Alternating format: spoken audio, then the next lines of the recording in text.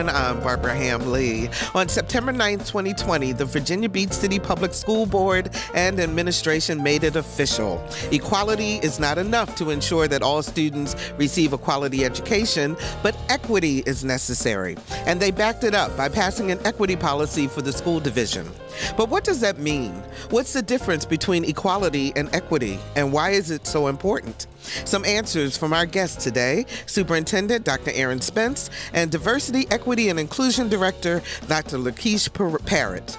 But first, it's celebration time. WHRV-FM is 30 years old this month, and Another View is celebrating 10 years as part of the WHRV radio family. And we want to ask for your support so that we can continue to bring you the programming you love on the radio.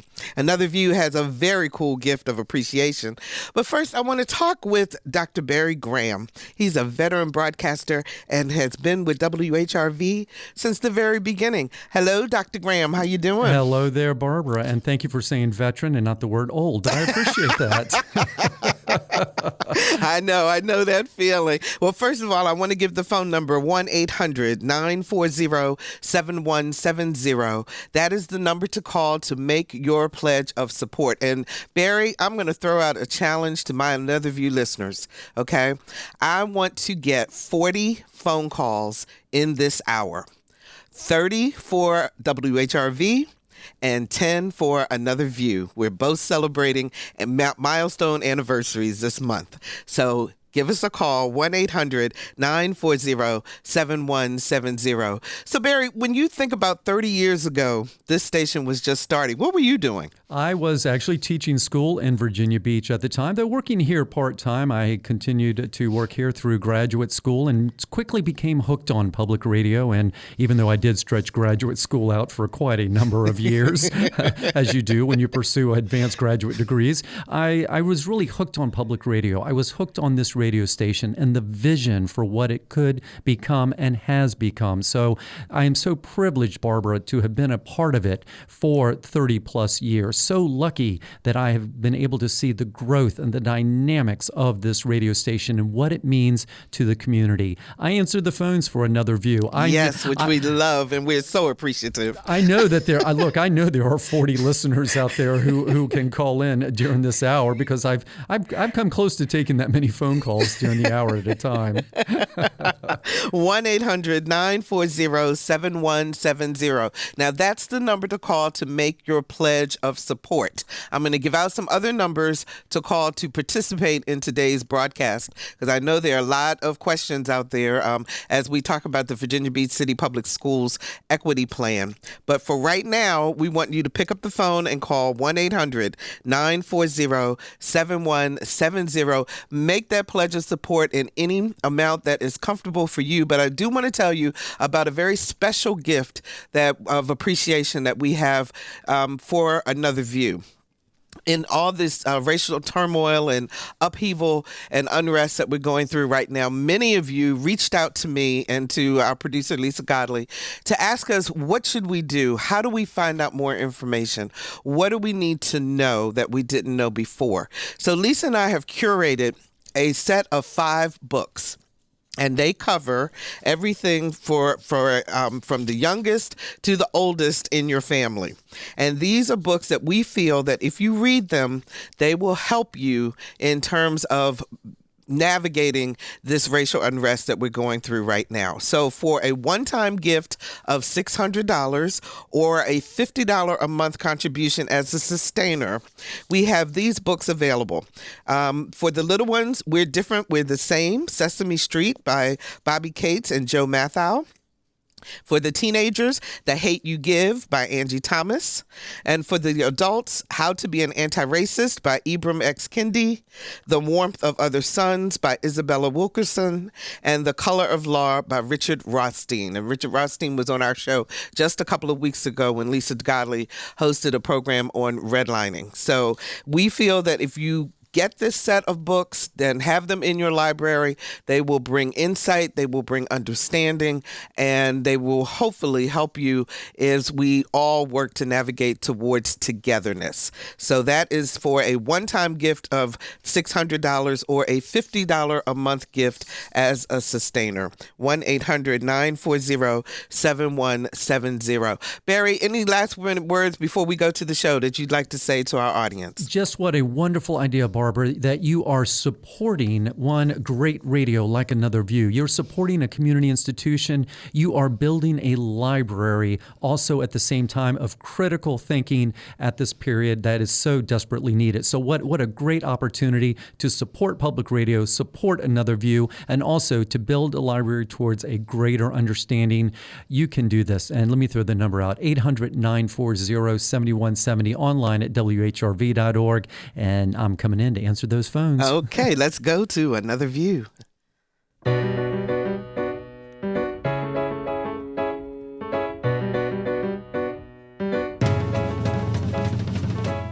Discussing today's topics from an African American perspective, this is Another View.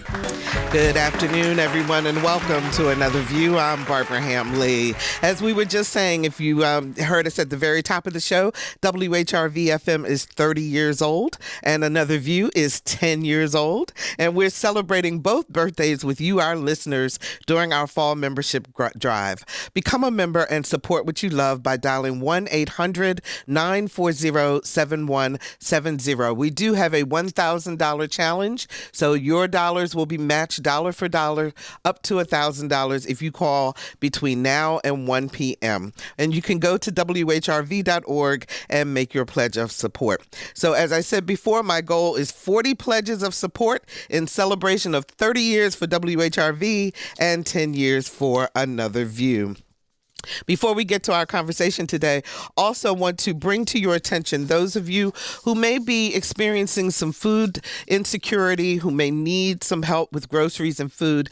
There is a food drive-through that has been organized, and I love this, between the Muslim community and the Christian community here in Hampton Roads. It's going to happen at Faith Deliverance Christian Center, which is located at 1010 East 26th Street in Norfolk.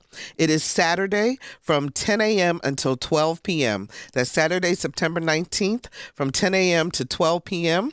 They have boxes of food that are ready and available for you.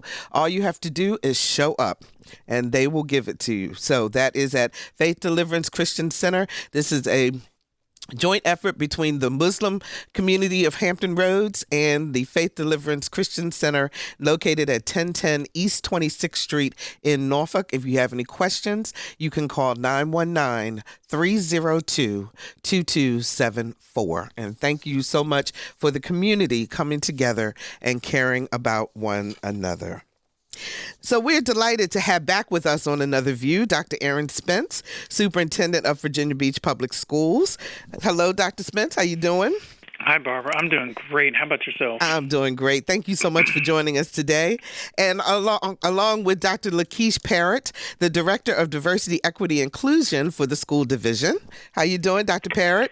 Fantastic. Thank you for allowing me to be here, Barbara. Thank you for being here with us. And they're both here to talk with us about the newly adopted equity plan for Virginia Beach City Public Schools. And in full disclosure, VBCPS is one of the 21 school divisions that own WHRO Public Media. So we have to make sure that we let folks know that you guys are our boss, and we get it.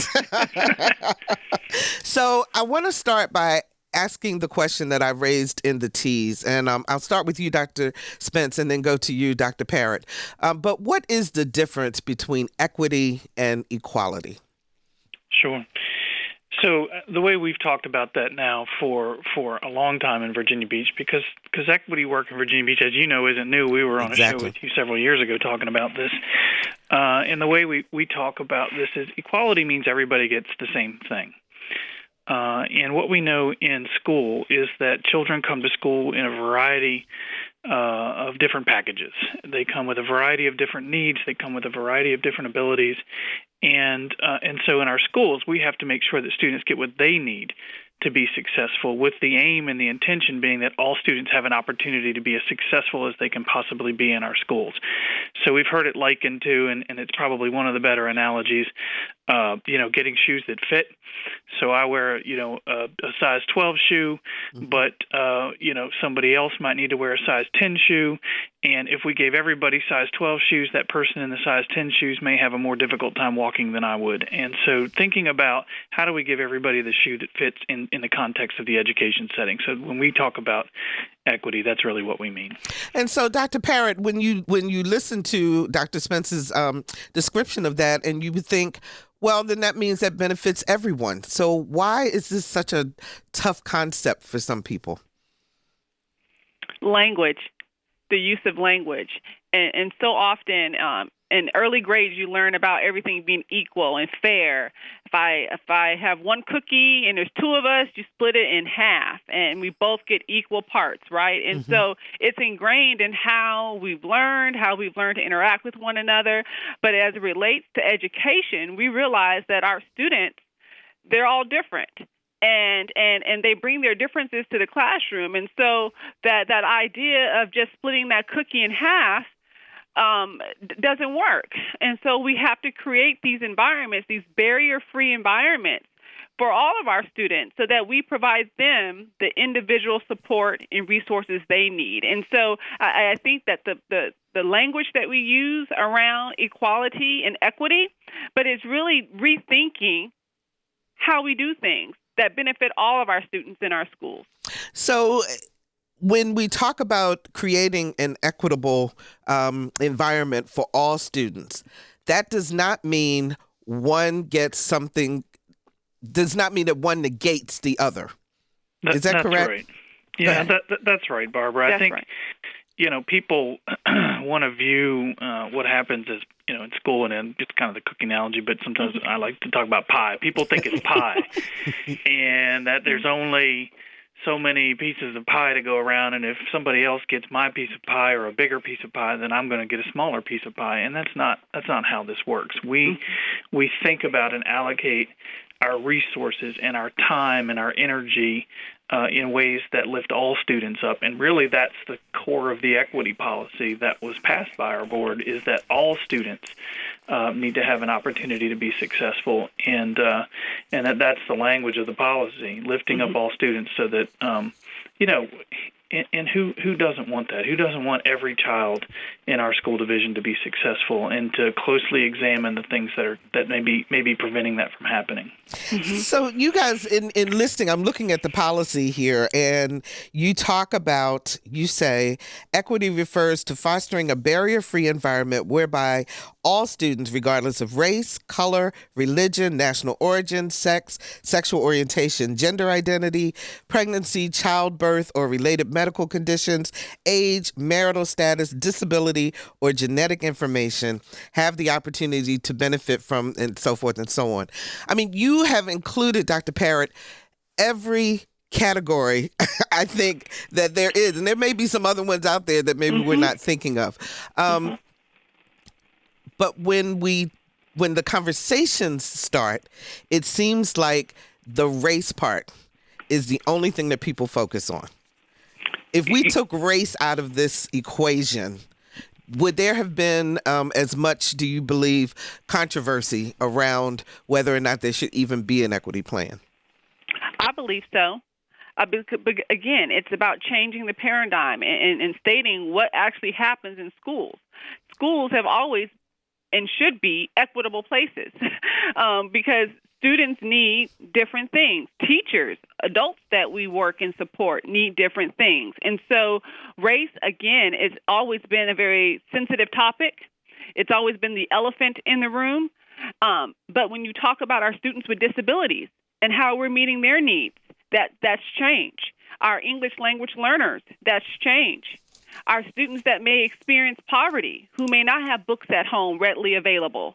However, it's still our responsibility to ensure that they're reading on grade level, that they have the reading supports in school. And so I do believe that when we state in our equity policy that this policy is for all students and to include our staff as well, I don't want to forget about our staff, but all students, I think it would still have the same type of produce the same types of insecurities we have with some of our stakeholders who just truly don't understand, and that we're going to continue to work with to ensure they understand. Okay, Dr. Spence, you want to respond to that also? Well, I mean, I would agree with Dr. Parrot, and I would say some of the controversies around race, I think, are just a reflection of the times, right? Some of the concerns about race and what does it mean for me are a reflection of the difficult conversations that our country is engaged in right now. People's heightened awareness of and sensitivity to those conversations.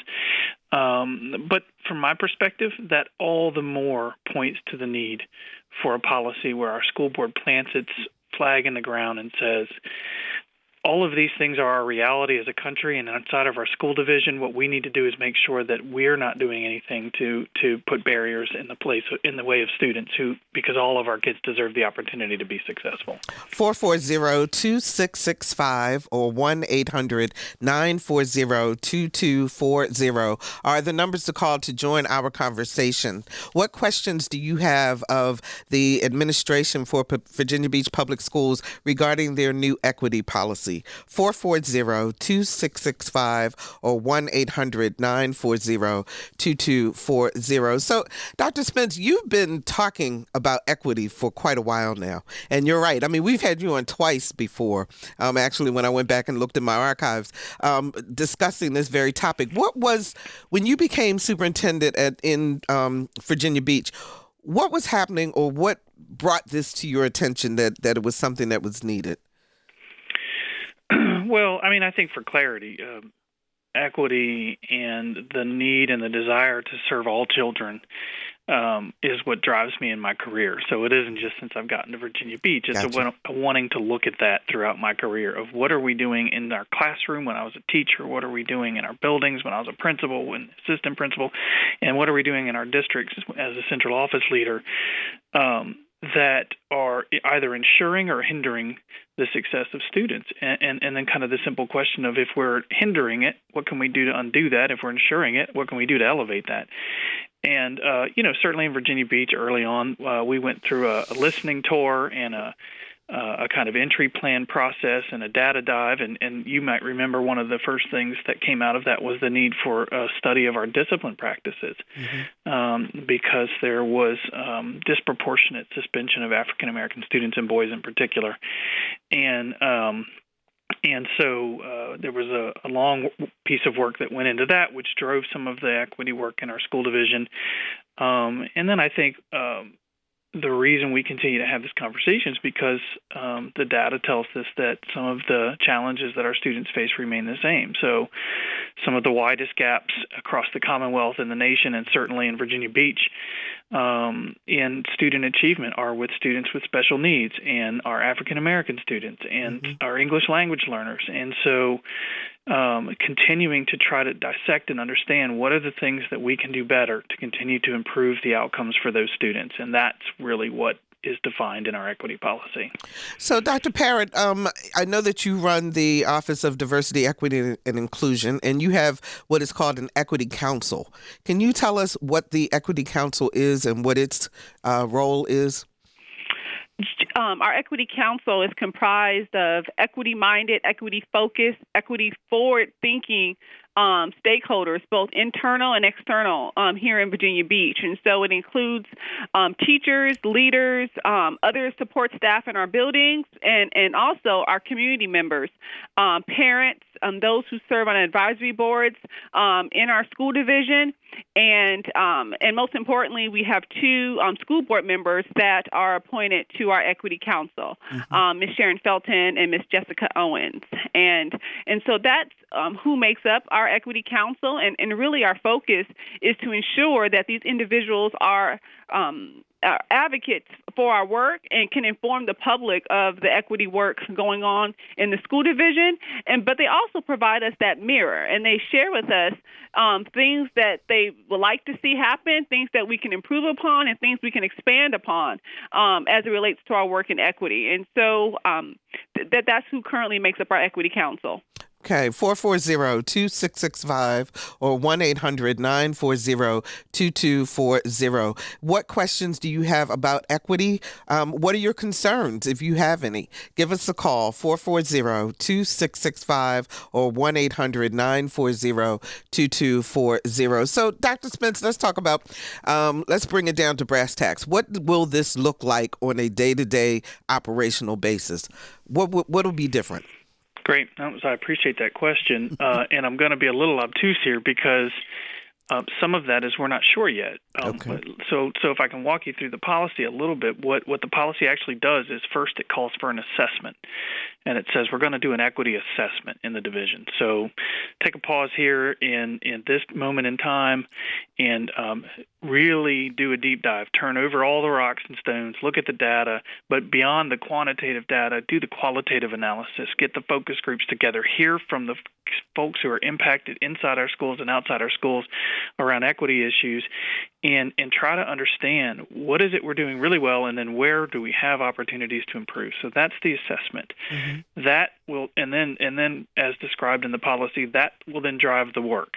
And so the next part of that will be working with the school board to develop an equity plan that is aligned to our strategic plan, which was just adopted by our board, and each of those goals has an equity emphasis. And so looking at the assessment, establishing a baseline, kind of the benchmark of where we are today, thinking about where we want to be 5 years from now when that strategic plan is fully realized, mm-hmm. and then building a plan to get there.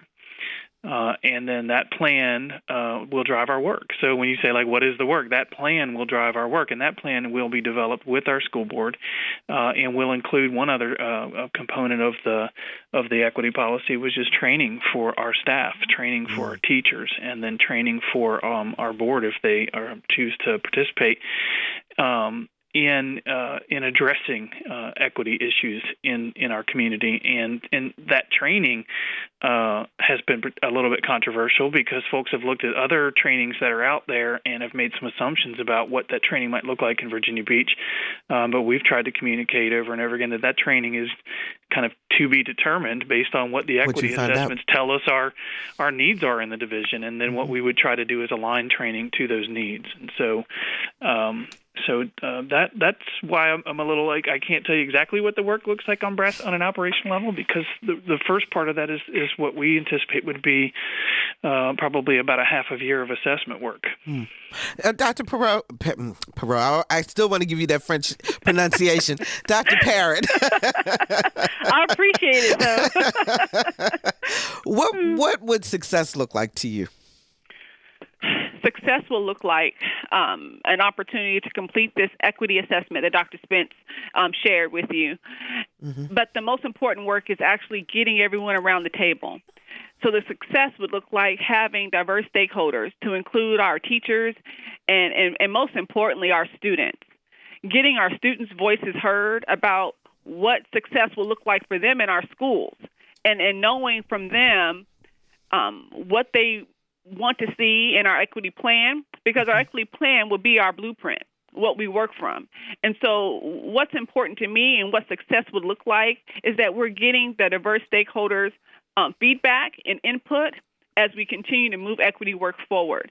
And our equity policy is just that, is our continued commitment to this work of equity in Virginia Beach City Public Schools. But success will look like a completed equity assessment that included the feedback and input from diverse stakeholder groups, and then working our plan, developing our equity plan, and then truly working our plan and getting feedback all along the way to ensure that we're doing what we say we want to do.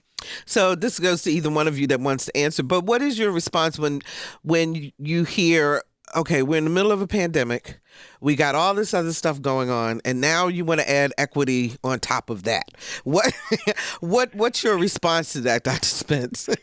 Well, I mean, we're not adding equity on top of anything. Equity has been at the center of the work here in Virginia Beach for quite some time.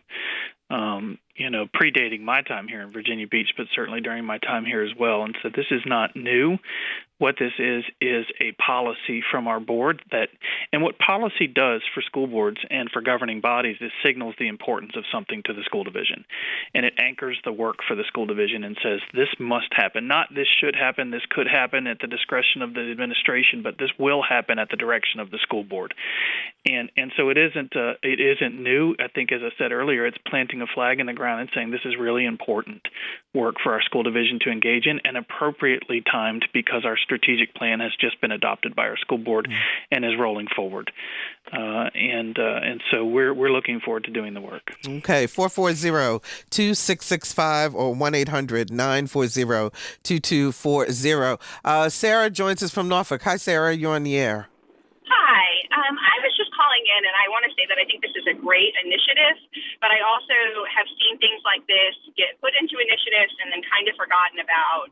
And so I want to know what the accountability of this will be long-term. If you have a student that comes to you and says that there's a violation of this policy, or a parent who approaches you and says that their student has not had the accommodations necessary, there isn't a Title IX or official legal parameter for this. So how are you going to hold your teachers and the school district accountable to this policy? Okay, thanks so much for the call, Sarah. Who wants to start? Dr. Parrot?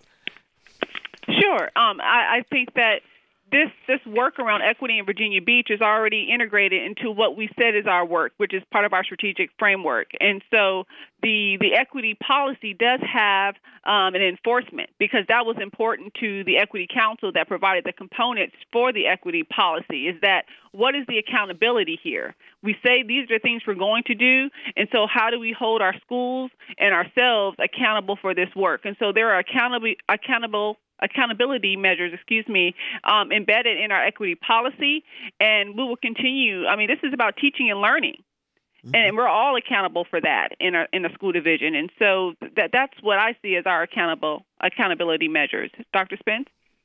Well, then in addition to the policy specifically calls for an annual reporting to the school board on progress on the plan, and so there's a layer of accountability that says we will specifically talk about this on an ongoing basis with our board, and then that's what Dr. Parrott's office is for, is to be and to be clear for folks who might not understand what her office does, she reports directly to me, and as has been shared with our staff in Virginia Beach, speaks with my full authority and voice on issues of equity. And so if somebody calls and has a concern about that and says, school isn't following through, she has the opportunity to work across our departments to make sure that there is follow through. And so there is accountability there through her office. Okay, 440-2665 or 1-800-940-2240. Sean joins us from Richmond. Hi, Sean. You're on the air. Hi. I was wondering what sort of subdivisions or states you may be taking inspiration from when it comes to how you proceed with this lofty goal of equity in schools.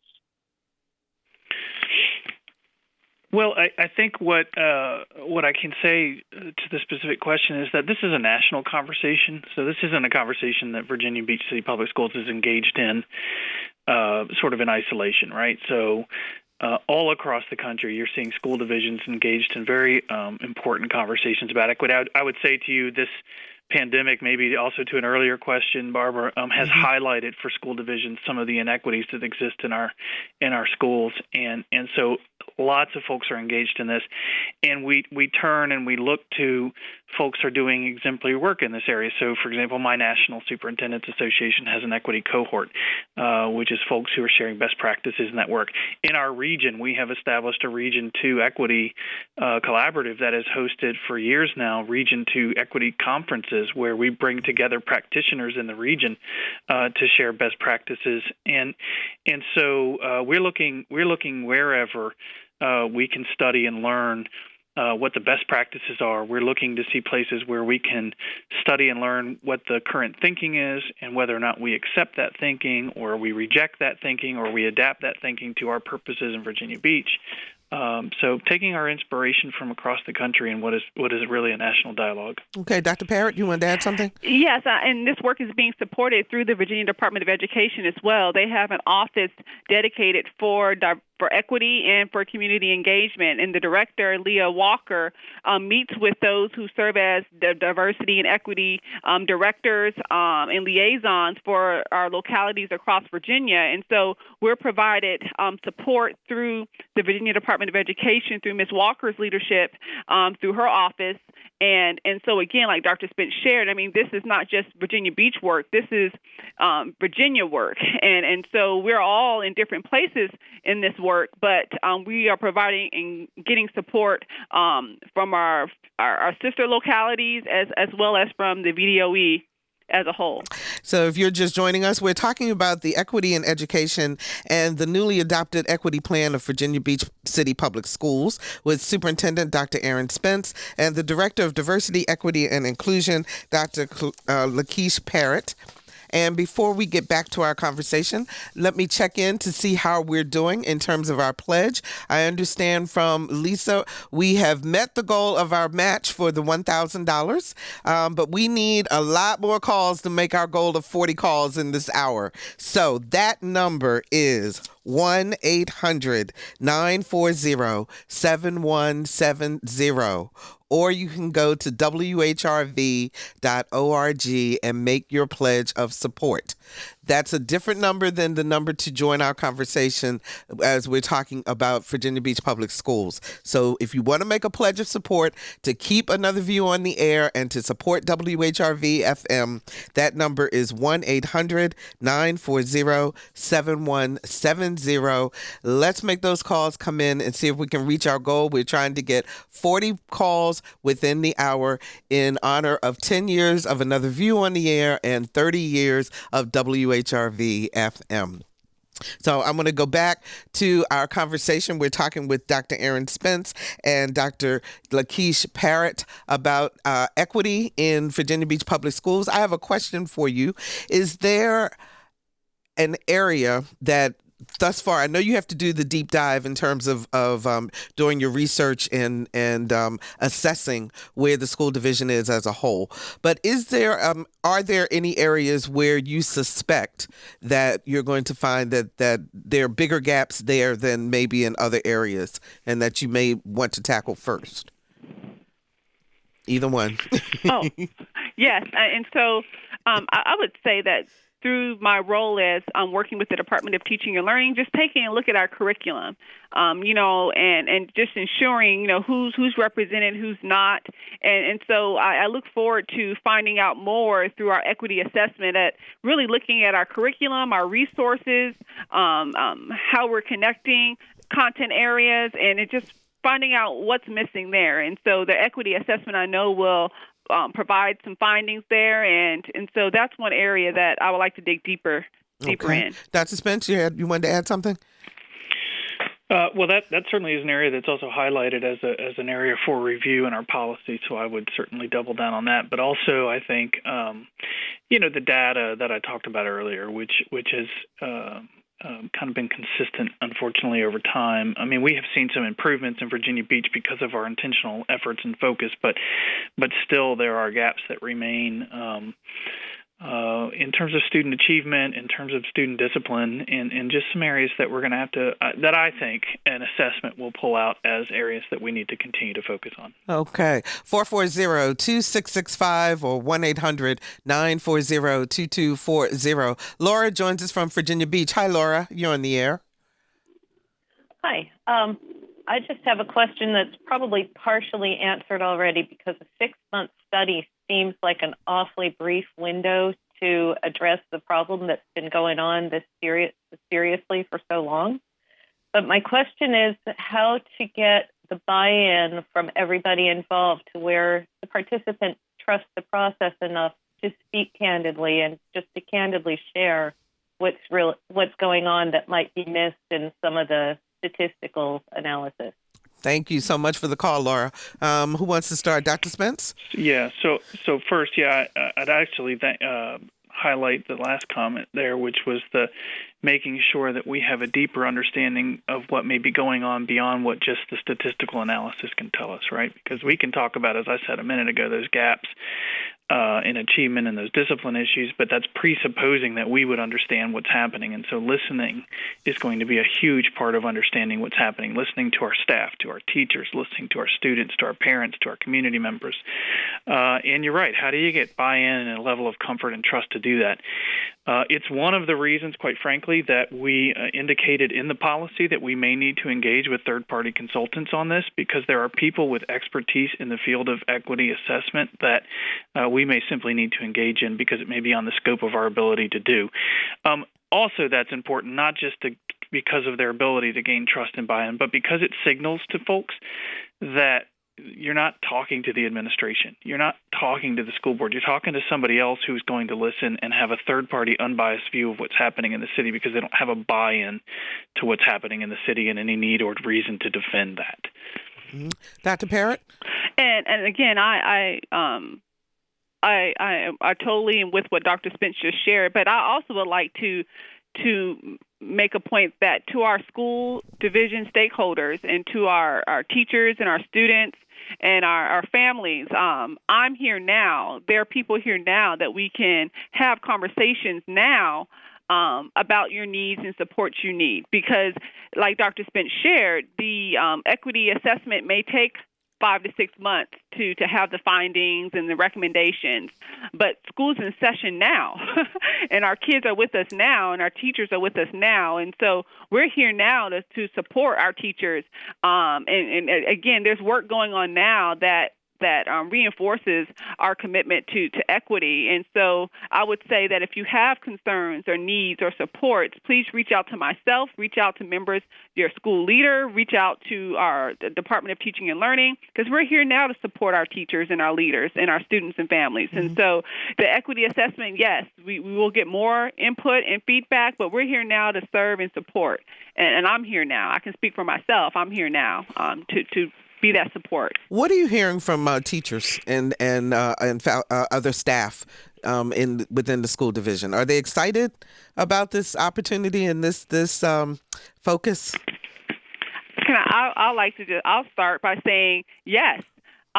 When we've gone through our equity policy draft development, and we had our school board meetings and on August 25th, and it was a very, I don't know the right word, a very passionate dialogue around our equity policy.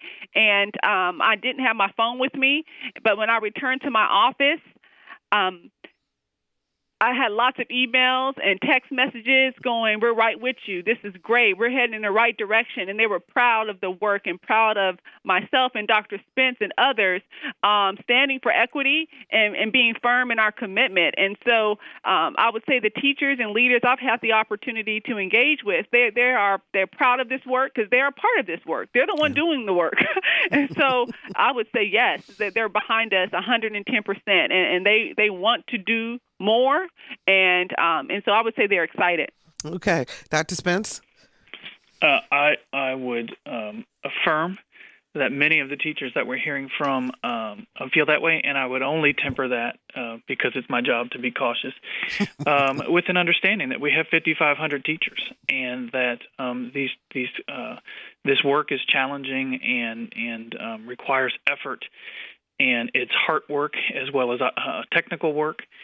And so I'm absolutely confident that there are teachers out there who are waiting to see what this assessment tells us, and staff out there who are wondering, and parents who are wondering what kind of training this might mean, and what will that mean for their children, and for what the classrooms will look like and feel like, and so on. And so our assurance is that we know there's folks who are ready and willing and able to move forward. There are folks who have a little trepidation, and that it is our job to bring all of those folks together and make sure that there's clear and concise understanding about what our students' needs are. And the way we do that is we put kids right at the front, and we keep talking about student needs. You know, it's one of our core values. We put students first.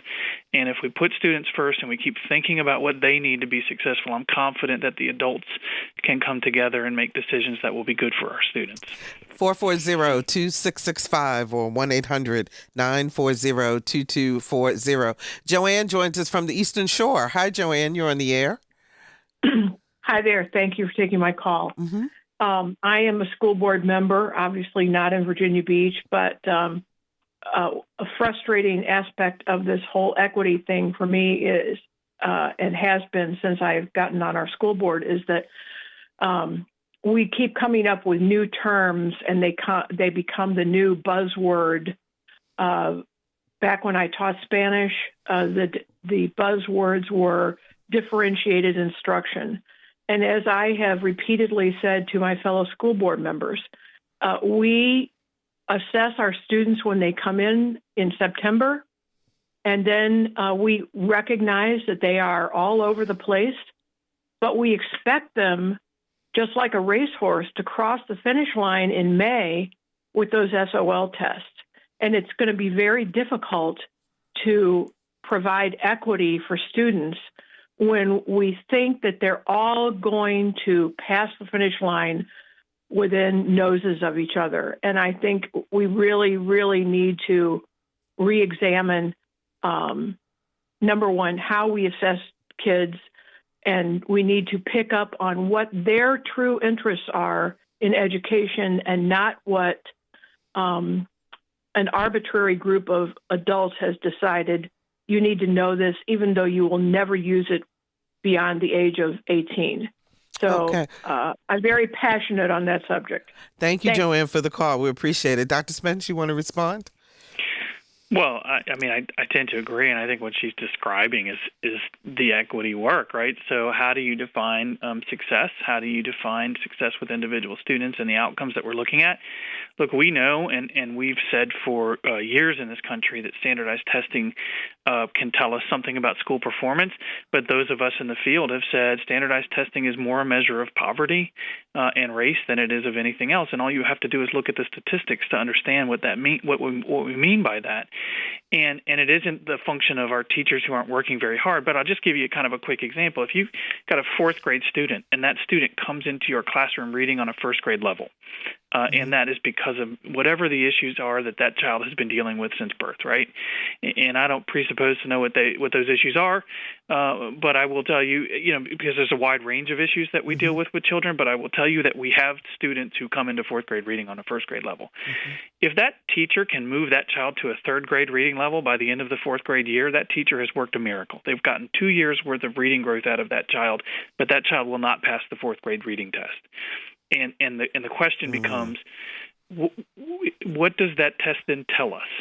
And so what I will say that's been great is that the Department of Education, I think, has really worked on that, and we now have a growth measure, which allows us to really demonstrate that learning is not in a single point in time, but is really the sum total of the work that happens with a student. And that to me was a way forward in terms of equity work in the state, to say growth is as important as the single point in time test for the reasons I just articulated. Dr. Parrot? And I just, again, Dr. Spence hit on many topics there, but we have to ensure high expectations for all students. So though that student is reading, the example he shared, reading at a first grade level, there is an expectation that student will improve, that student will make progress. And so, again, what success looks like for that student may be different from another student. And so high achievement, high expectations for our students is also at the forefront of equity work. Okay, I'm going to try to get one more call in before we have to start to wrap up, because we don't have too much more time. But Kathy joins us from Virginia Beach. Hi, Kathy. You're on the air. Hi. Thank you for taking my call. I'm a former administrative support person. I worked for the school division about 30 years ago. I'm a parent. I was involved in my children's schooling through Kingston Elementary all the way through First Colonial. My comment is on funding, because ultimately what we're trying to do is achieve equity in the investment that we make in our children's education. And while I believe there is equity in the distribution of appropriated funds, I think there are big gaps in what PTA and parent involvement can do to ensure the success of their individual schools. And I believe that is something that needs to be addressed. It needed to be addressed more than 30 years ago. And I'm curious to know what ideas the superintendent and Dr. Parrot might have about achieving equity through family participation. Okay, thank you for the call. Dr. Spence? Well, I appreciate that, and there's a side to this where you say there is some fundamental reality to what was described, and then our job as a school division is to make sure that we do the best to overcome some of those challenges. On the other hand, to her specific question, we also have an obligation to try to really engage with our community and our families in a way that boosts support for our schools and for all of our students in all of our schools. And so I'm very pleased with the work of a recently kind of reformed Family and Community Engagement Office and the work that's happening there to become, in addition to kind of an event and a training-based office where we do a lot of parent trainings and host events and parent nights, also an office that is becoming a two-way communication office and listening to and hearing the needs of parents in our communities, and then trying to match those needs, those specific needs, with the hundreds and thousands of people in Virginia Beach who volunteer and want to lend support and are looking for ways to do that. And so that office, I think, is really going to focus on the work, which is the specific, which was laid out specifically in the question from that caller. Let me see if we can get one more call in. Danielle joins us from Virginia Beach. Hi, Danielle. You're on the air. Hello. Thanks for having me on today. I just wanted to echo the idea that teachers are really proud and really excited to do this work. I'm a gifted resource teacher in the division, and I really appreciate the leadership that has been demonstrated through Dr. Spence and Dr. Parrot, as well as how the work's already getting started. We're not waiting through the end of the assessment to start trying finding ways that we can make things better for our students. And I got to give a shout out to the gifted department, Dr. Shoemaker and Dr. McCory. Dr. McCory just won a national award, and they really, for years, have been trying to integrate more of an equity lens and a culturally responsive lens in Virginia Beach. So the enthusiasm is there from the staff. Thank you so much for that call, Danielle. I'm sure Dr. Parrot and Dr. Spence, you're happy to hear from Danielle. Yes, of course. So before we wrap up, we've got about 6 minutes left in the conversation. How is school going this semester? I know you're still grappling with when to reopen. Some kids are on campus and others are online, and people had choices that they were able to make. But how's it going so far? Barbara, we're in our second week, and we're all virtual at the moment.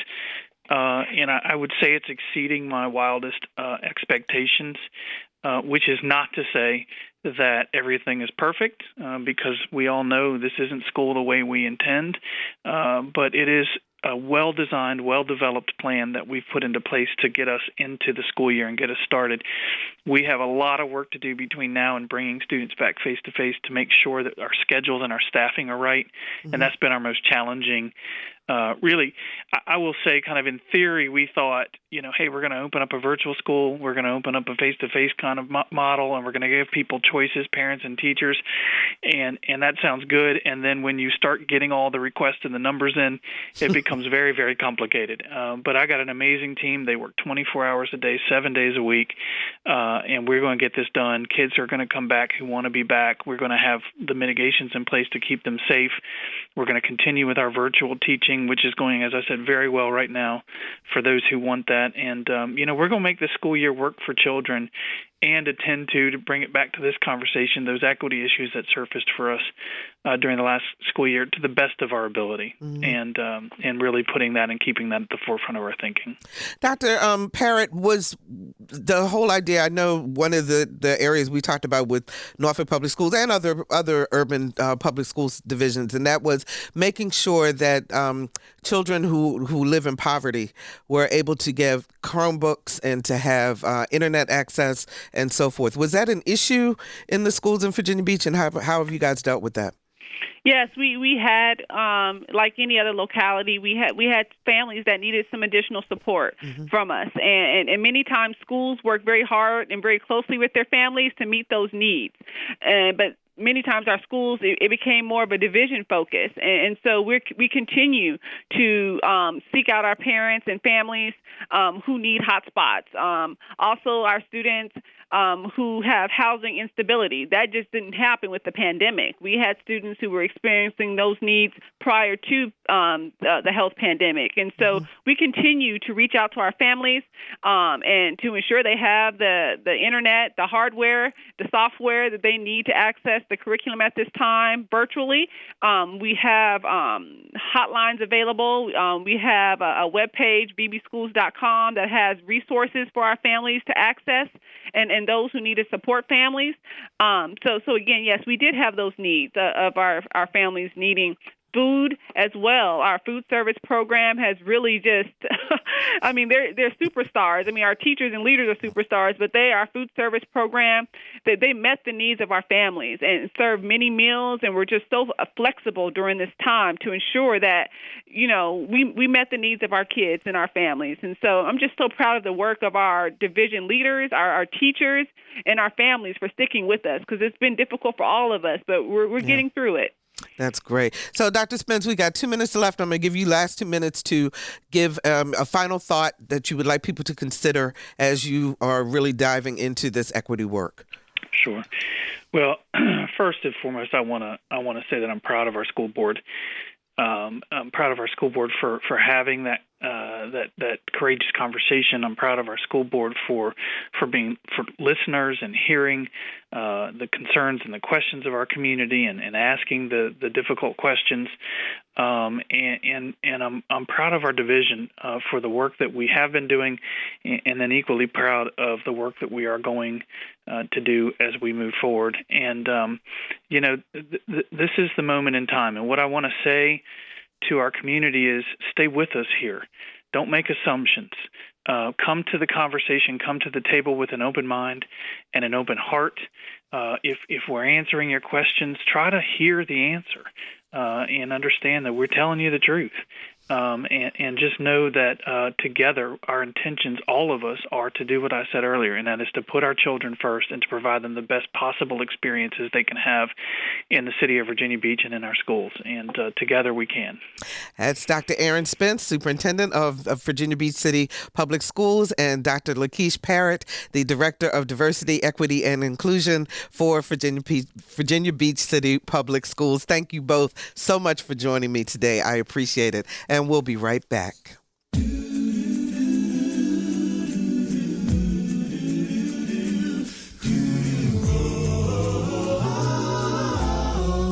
Hi, I'm Claude McKnight of the group Take 6, and you're listening to Another View. There's a new sun rising. I can see a new rising.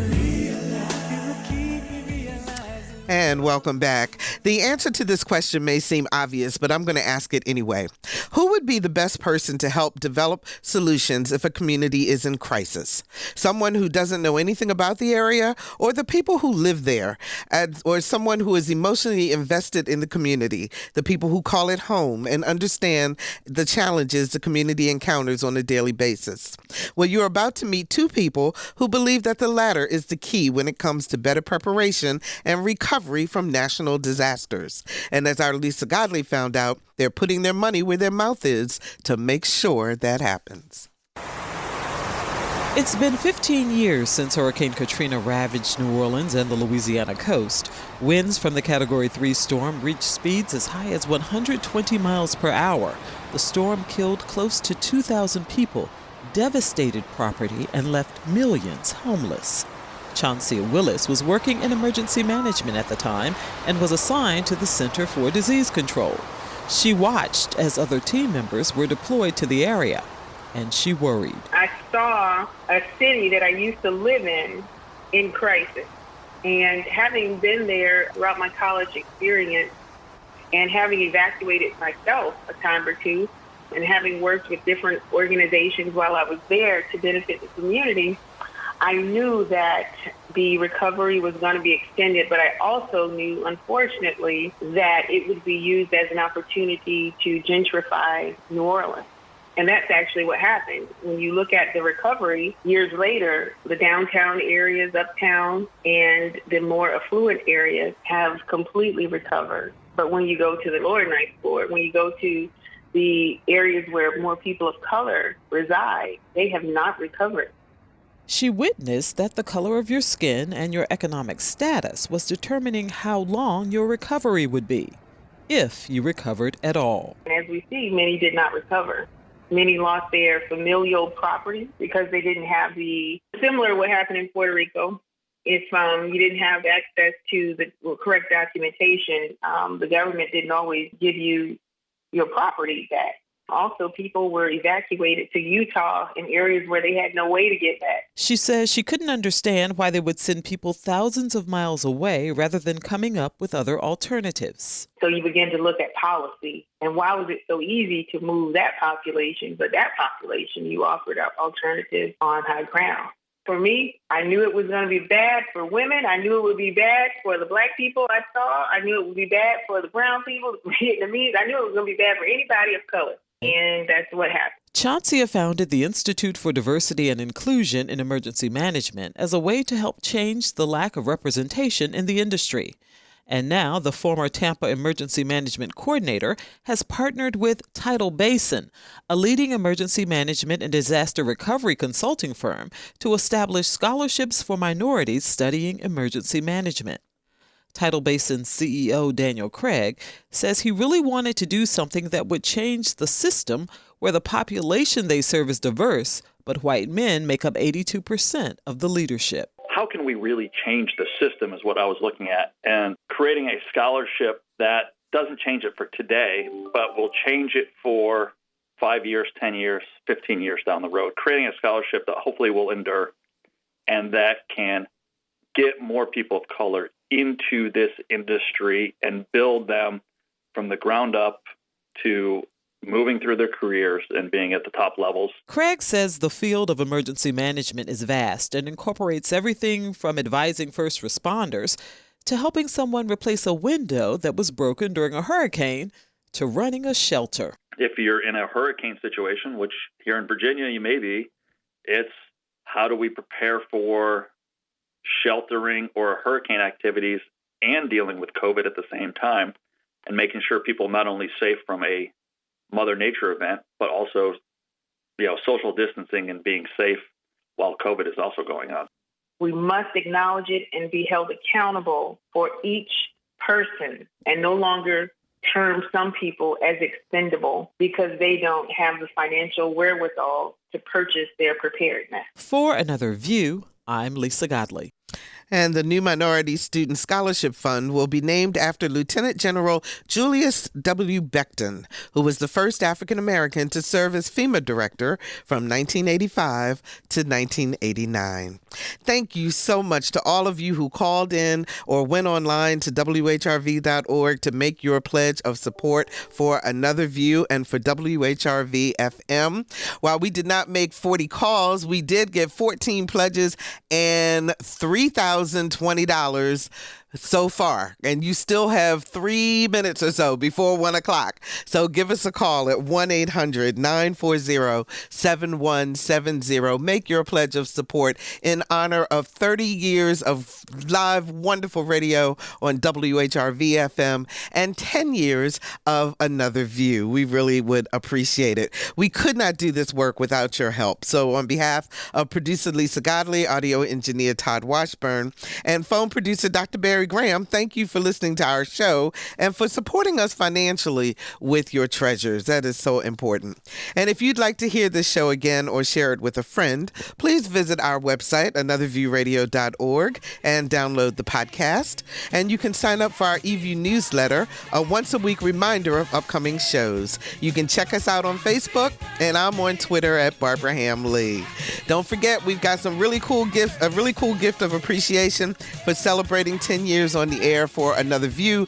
Go online to WHRV.org or WHRO.org and check it out. Our theme music was composed and performed by Jay Sennett. Lisa Godley is our show producer. Todd Washburn is our audio engineer, and Dr. Barry Graham answered our phones. Thank you again for your support, and be sure to tune in next Thursday at noon for Another View.